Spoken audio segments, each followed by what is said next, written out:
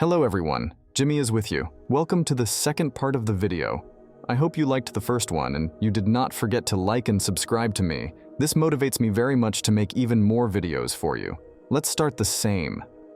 The first story in the second part will be from User Cutoff. Family to way, let's listen. At 25 female, I'm getting married to my fiance, 29 male, in May. When we first got together, he told me that he was married from 22 years old to his high school sweetheart. We met when he was 25, but she passed of sepsis from a botched surgery. He didn't cope well and stayed in contact with her family, namely father and two sisters, 19 and 24. It was a soft spot for me for a while at the beginning, because there was so much history they had that we would not have, and it was tough, knowing that she was all around him.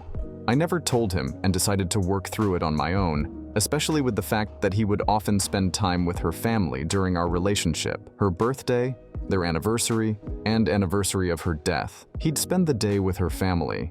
It was uncomfortable at first, knowing the man I loved was reminiscing about love he had with someone else, but I kept trying to see it from his perspective, and the last couple years, I am completely secure in our relationship and it doesn't bother me much anymore. Well, he proposed this time last year, and I was over the moon. I love this man with all my heart, but I recently learned that he never told them that we got engaged. I've been trying local coffee shops the past few months, rather than my usual run and tried a new one. His LW's sister worked there, and other than being awkward, she did a double take of my engagement ring and looked really unhappy.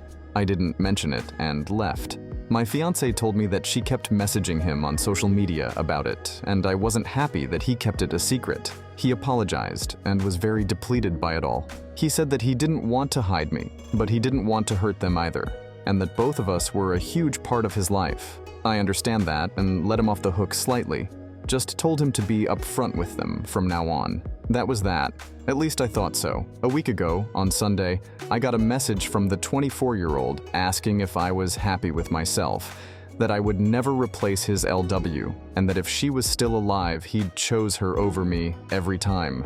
She even said that he only kept me around for me money and something to stick his pen in. I ignored it, but I can't say that it didn't affect me. When you're in my position, all these points are ones you have to work through, and it's not easy to get over those insecurities. It feels like a knock in the teeth when they're used against you. I mentioned it to him, and he comforted me and reassured me. He said he'd set boundaries with her, and I'd never have to hear from her again. Fine by me. That was until I found my car with "Bad Girl" and "Grave Robber" smeared in red paint. I had saved for this car for a year, and it was expensive, very expensive. The tires were slashed and the windows cracked. I asked the store a few doors down for their CCTV camera footage of that night, but it was blurry and didn't catch much. It did manage to catch half a license plate though, and the color and make of a car. It was his LW's youngest sister's car. I told him I was filing a police report, and he asked me to hold off until he talked to them first. I told him no, but I would if they paid for the damages, and apologized to my face. He set up the meeting for last night, and it didn't go well, to say the least. Everyone was shouting. The sisters told me they, yes, both of them, had nothing to be sorry for, and that I should leave their family alone, including my fiance, in their family. He told them that it wasn't fair to him to be lonely forever, and that he'd hoped they'd be supportive of him finding love again. They told him he was betraying LW and that he never loved her if he'd marry someone else. They didn't have a problem with him having a new girlfriend, because he'd realize she was the only one for him, and get tired of me. Now that hadn't happened. They were putting their foot down. The youngest told him to tell me that they were right and that he'd never love anyone like LW. My fiance broke down at the table. I picked him up and made us leave. I told them I'd be filing a report and suing for damages, and the next time they saw us would be in court. When we got back and calmed down, I gave him an ultimatum. Either he cuts contact or we call off the wedding and go out separate ways. I wasn't going to live my life with this harassment and someday subject my children to their bullying. He said they would never bully a child, but I shot him down and said he didn't expect any of this either. He called their father, who was fairly chill about it all, but still defending his daughters. They say I shouldn't control him and that I'm horrible for cutting them off. I don't know what to do. I can't live like this, and I don't think I should have to just because we're getting married. Author update the story. Hey everyone, just a mini update to clear some things up before I have a discussion with my fiance, either later today or tomorrow, about my ultimatum. I didn't sleep at all yesterday or the night before, for obvious reasons. There's a ding on my phone at least once an hour from them, saying one thing or another. Mainly the 19 young, and I don't know what they've told people, but I've got a message from one of their uncles and grandparents calling me horrible stuff too. So obviously they've been spreading what's happened this week and twisting it. I haven't blocked them because I want to gain as much evidence as I can for the inevitable case. Regardless of any outcome with my fiance, I will be suing and filing a criminal case for harassment and vandalism and looking for a restraining order. I just haven't had the mental fortitude to do so yet. I'm hoping my fiance will help me. I haven't spoken to my fiance since the argument at the table, other than to tell him they go or I do. It was my choice to give him a couple days space to come to terms with everything, and I will contact him when I'm ready. All of this, from the first message till now, has been a week. It's a huge weight to contemplate leaving people you've known for 15 years and who you grew up with. He did set hard boundaries with the sister from the coffee shop, as I've seen the messages. He said, paraphrasing, "You have no right talking to OP at all if this is how you're going to behave. She doesn't deserve this and you've gone too far. Why are you being like this?" And she responded with more name-calling and back and forth. He ended by saying not to message me again and to make sure everyone else does the same. I was happy with that. At this point, only one person in that family had an issue, to my knowledge, so it was silly to have him cut all of them off. It may not be enough for some, but it was enough for me to feel safe and comfortable. For those saying he needs therapy and counseling, he's already getting it. He's been getting it since before we even started dating, after an incident at work. I don't know about any of their family though. The first time I had a conversation with any of them was that night. Some people are wondering what LW died of, and it was a botched weight loss surgery where she died of sepsis. People were wondering if he was somehow the reason behind the surgery, hence the family's insane reaction. But he was not in the slightest. He likes bigger women and wouldn't pressure something like that onto her. Speaking from experience. I also want to clear up the not calling the police about the car thing. It was entirely my idea to not file charges in exchange for a face-to-face apology and damage payment. He only wanted me to wait so that he could talk to her to see if she regretted it and then have her father pay the damages. At the time, we thought it was just the 19 young that smashed up my car, not both daughters. Neither of us wanted to ruin her life. When I found out it was both of them, it was full steam ahead. Thank you all for your messages, and hopefully I'll have a positive update for you tomorrow. Author edited the story. I chose for him to take this space apart. It's not him being indecisive. I said to take time and that I'd reach out so that his decision is thought out. It's for me. I don't want to be chosen only to be 3 kids down the line and stuck in a resentment-filled marriage. It's for me. Please understand that. Please. Author has updated the story for the second time. I text him saying I thought it was time to discuss this, and he was back at home not a half hour later. He'd been staying with a friend the couple nights we had no contact. We sat on our bed to talk because my back is sore from all the packing, and I wasn't gonna force myself to sit at the table. Before we even got to talking, he asked if we could cuddle for a minute. It definitely took some of the weight off, and we were able to talk like a couple and not awkward strangers because, regardless of some people's beliefs, we do love each other. And it took me a very long time to feel confident in that fact. Before anyone calls me a doormat again, no, I was still sure I would stick to my ultimatum.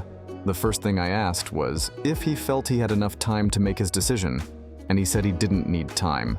He was very shocked and bewildered at how so much could change in just a week, and how everything he knew was shook up, that he couldn't think and went numb. He did apologize that he didn't take a more defensive stance at the cafe, and he doesn't want to make excuses for it. An explanation was that he genuinely didn't expect such a vitriolic response. He hid the engagement because he knew they weren't over LW's death and would be upset at the news.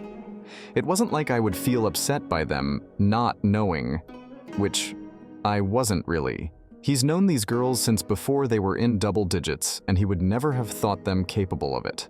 It came so far out of left field that he froze. I asked him if there was any possibility that either of them had a thing for him, and he looked very confused and disturbed. I said, "How I've had people tell me it's not uncommon for siblings to do this after loss." And he thought on it. "Turns out you were right," he said, the 24 young, about 8 months after LW's. Death made a move and tried to kiss him. He immediately left and told her mother about it. Mother and father are divorced now, but weren't then. She was a minor at the time and messaged him saying she would be 18 soon, so it wasn't a big deal. Her mother made her see the school counselor and didn't allow her to be alone with him for a while. It was years ago, so he'd forgotten it even happened. He said he was sure that wasn't the case now because it had been so long, but I'm not so convinced, not that it matters anymore. He opened up his Facebook and gave it to me to read. 24 young had been messaging him, which he ignored.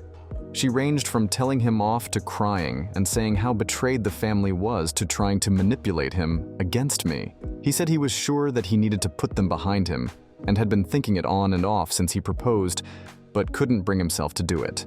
After this week, the fire was lit, and he knew what he had to do. It was all just abstract until suddenly it was very real. He asked me how I've been coping, and I told him. I felt like I'd done everything right, but somehow things turned out worse than if I'd been the jealous type and stopped their contact at the beginning. I tried to be understanding and put in so much effort to be secure in myself and our relationship, only for everything I worked on to be thrown in my face like I was a mistress that was cheating with him. He didn't blink the entire time and just listened. He said he should have been more observant and realized I was struggling with this so that he could help me, but I've always been the strong one, so he neglected to, and he'll do better. As I've said in a few comments now, his parents had him in their late 40s and are retired. He hates to involve them in negativity, but I was stunned when he said he's been talking to them about this since the first Facebook message. They were very understanding, but his father took a tough love approach. He said the best quote I think I've ever heard, "Get your act together before the jig is up." They offered to come stay for a while and help us move. I don't think that's necessary, but I really appreciated the thought. On the subject of moving, I made it clear that I would not be living in this house any longer than I had to, and he completely agreed. His parents offered to find us a place in their state if we wanted to have more of a support network, and I'm honestly considering it after all this. They're only a state away from my own family, so we'd be a lot better off. His job is remote, and I should be able to find work there easily enough. I've been in contact with a friend who's a mechanic, and they've quoted me between 1–2K for the damages, but that's an at-cost estimate as a discount. A few people have said to get a real statement and to shop around. The real cost is between 4 to 5K, and that's just for the noticeable damage. My friend thinks they've done something to the engine, so thank God I couldn't drive it anywhere. He thinks I may be entitled to a replacement car altogether. If so, I will be sure to sue for it, and that's not going to be cheap. After all the emotional things were discussed, he mentioned, when would I be comfortable enough to go to the police? I made clear he was okay with that, or I'd go on my own. He said, the surest I've ever seen him, that this is what needed to be done, and he wasn't going to let them continue. He'd done enough to try and shield them, but he wasn't going to let it come at my expense. I'm currently in the bath, frothing in bath bombs, but we'll be going to the station as soon as I'm done. He's downstairs right now, printing out the new quotes from the mechanics and the messages 24 young sent him over the past couple days, so we can go prepared. People have said that nothing will come of it, and you may be right, but I have to try. Hoping my local police don't have anything better to do. It's a small town. To finish, I made a point of asking again if he would cut them off or I had to go. He didn't miss a beat and said that they're no longer going to be a part of his life, even if I decided to leave. He did ask for one last meeting, to say goodbye to her parents and to put a close on that part of his life and to explain to the girls that this is not my fault, but his decision after seeing how cruel they were capable of being. After that, we would block them on everything and move forward. I was completely fine with that. So there we have it. Writing all this out and being able to talk to people about everything has been both helpful and a good distraction from the dumpster fire that was my life. And everything worked out as well as I could have hoped. We'll see how his meeting goes with them. I'm sure they won't be very happy about it, but that's not my problem. That's what I think about this story. What they did is completely unacceptable, and I'm glad you're standing your ground and filing the police report. Look into a restraining order as well, since you must still have all the proof of the messages and such. As for your fiance, I understand why he kept in touch with them, but he messed up big time by not telling them has moved on and loves someone else. He's hid you from them, which is unwise as what did he expect? He needs to grow a backbone and put them in their place. User commented this story. I'm glad you both okay. I would just question the meeting with the girls.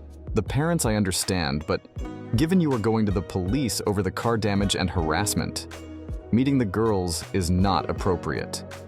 Thanks to everyone who watched the video to the end. I hope you enjoyed today's videos. Jimmy was with you. See you tomorrow. Bye everyone.